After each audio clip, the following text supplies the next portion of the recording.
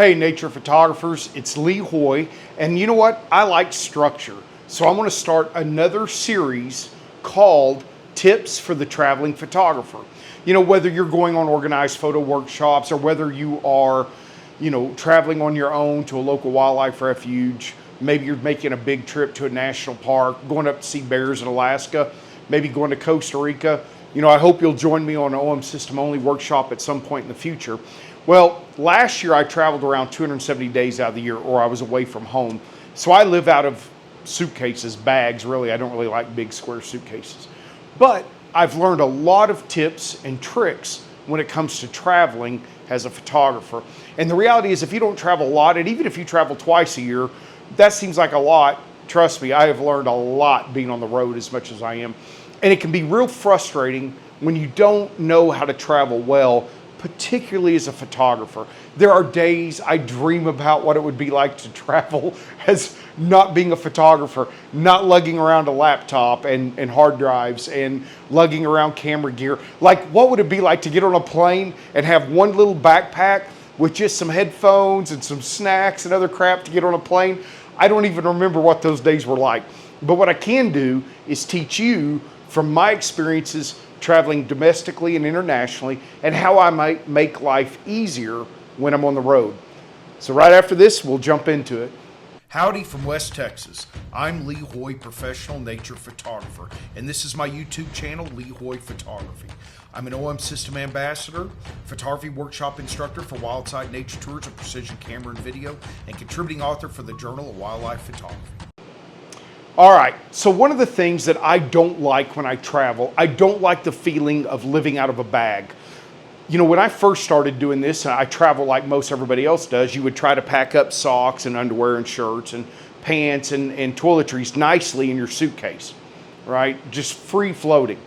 And then there's that rush to find a coat at the bottom or pull a tripod out, and suddenly everything is in disarray. And for me, if things are in disarray, traveling is more challenging.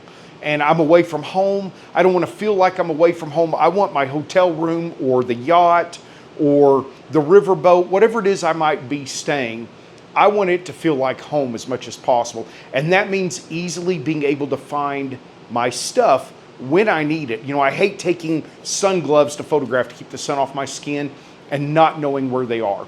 So I've come up with a system for traveling to help me be able to find what I need quickly. And this is what it is. You ready for this? It is packing cubes.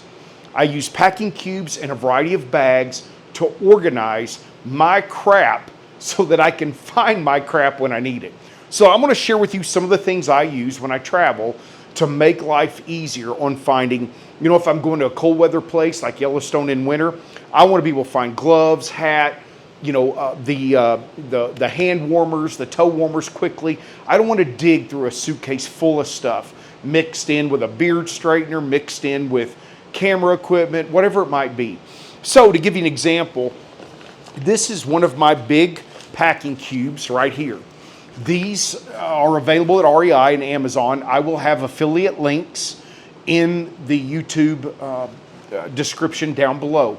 You know what? When you guys use affiliate links or buy camera gear off my thing, it helps me immensely. It helps me bring you great information. Well, this particular one was a kit that I picked up at REI. You can see there's Velcro in here and there's dividers. I since took the divider out just to give me a little more room.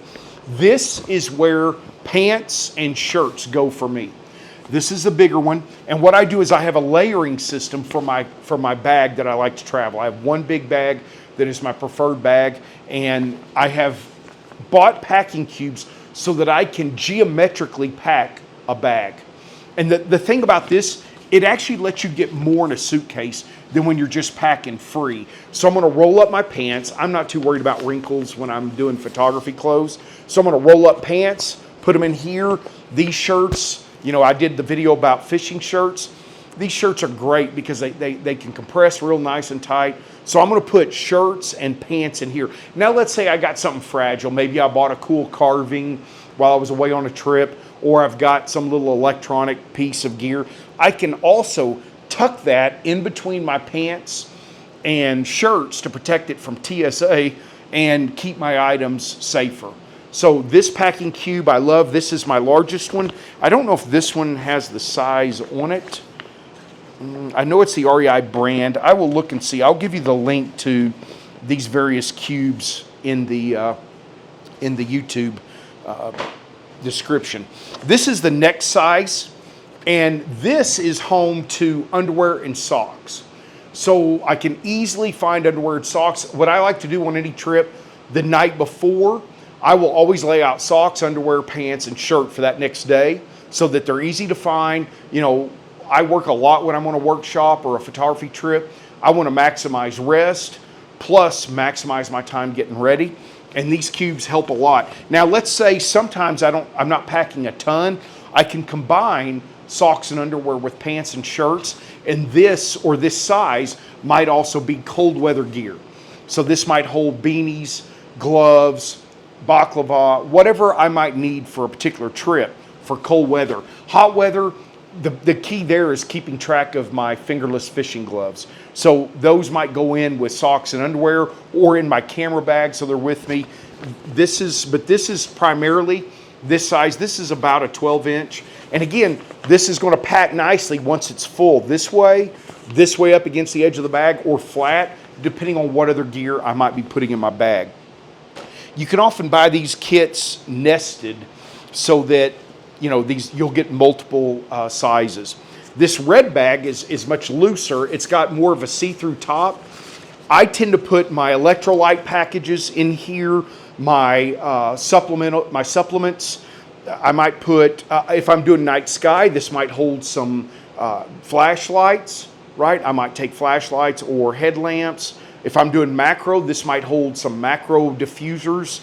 These bags are really nice. They're flexible. They're not quite as stiff as the other ones I just showed you, but being able to keep track of your gear. I know the red one is usually my electrolytes. Boom, it comes out of the bag and it can get set right on a cabinet where I can see it and easily get to it. So this is a much more flexible bag. As you can see, it allows you to kind of squeeze it into an area of a suitcase.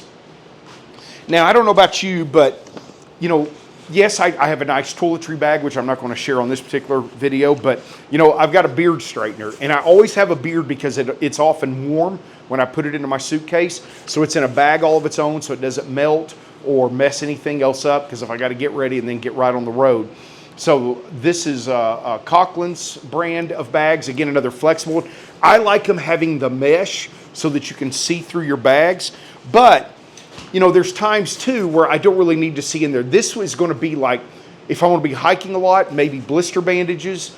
This may hold clippers for toenail clippers. If you start feeling a burr, an ingrown, or whatever when you're hiking. This might hold, if I'm going to a place where sometimes I experience maybe stopped up nose, easy for y'all to say, then this might have something for that in there. This is going to be not like a first aid kit, but stuff I probably won't need, but if I need it, I know where to find it. So I like a variety of smaller bags to separate things that I may not need, but I can find it quickly. So that's the key to success on a trip. You don't want to be digging around in your bag trying to find something when they're all waiting for you. You're in the Galapagos with me, the pangas are about to depart, and you can't find what you need. Now, most trips I generally need at least 2 pair of shoes, minimum. If I'm going to the Galapagos, I've got dry landing hiking boots. I've got wet landing snorkel booties that I usually use. I have boat shoes that I have to wear on the boat. So that's 3 pair. I'm going to Costa Rica to scout for a macro workshop. Well, I'm going to need hiking boots that may get muddy, and then I'm going to need boots, around the resort. Well, what I have found, is that there's nothing worse than putting shoes back in a suitcase and them getting crap and debris, sand or mud or whatever. So I found, this is another REI brand. These are shoe bags. They have a small mesh at the bottom, but these bags are great because I can slide shoes in here, They're going to go in, and then you can roll it down, compress it with this clip at the top, and then there's also another clip at the bottom to tighten it. So you can really help get those shoes good and compact to make it easier to pack them. I have 2 of these. I have a black one and a blue one. I got them in different colors, so I'll know which shoes are in which one. And these help generally help keep crap from getting all inside your suitcase. I hate pulling out a suitcase and having sand everywhere, mud and debris, you know, dead leaves from the tropics. So when you're traveling, my rule is if I'm going to be at a destination for 2 nights or more, I unpack everything. That way it doesn't feel like I'm on the road all the time. It feels more like home. I put my clothes up, and it also makes it easier to find. Plus, packing cubes, I can pack a bag quickly. I can unpack a bag quickly because there's not loose items all around. The only things that are really loose might be a tripod. They might be another bag holding camera stuff that isn't as fragile. So when you can just pull out several bags instead of a wad of crap, you're going to enjoy your photo workshops and your photo trips a lot better. I hope this little tip helps when you're traveling. Again, this is a new series, Tips for the Traveling Photographer. I'm opening up a second OM System mentorship program. I just need 2 more people for it to make. I've got OM System only workshops. Hop over to the Wildside Nature Tours website to check those out. I look forward to seeing you next week, guys. Bye-bye.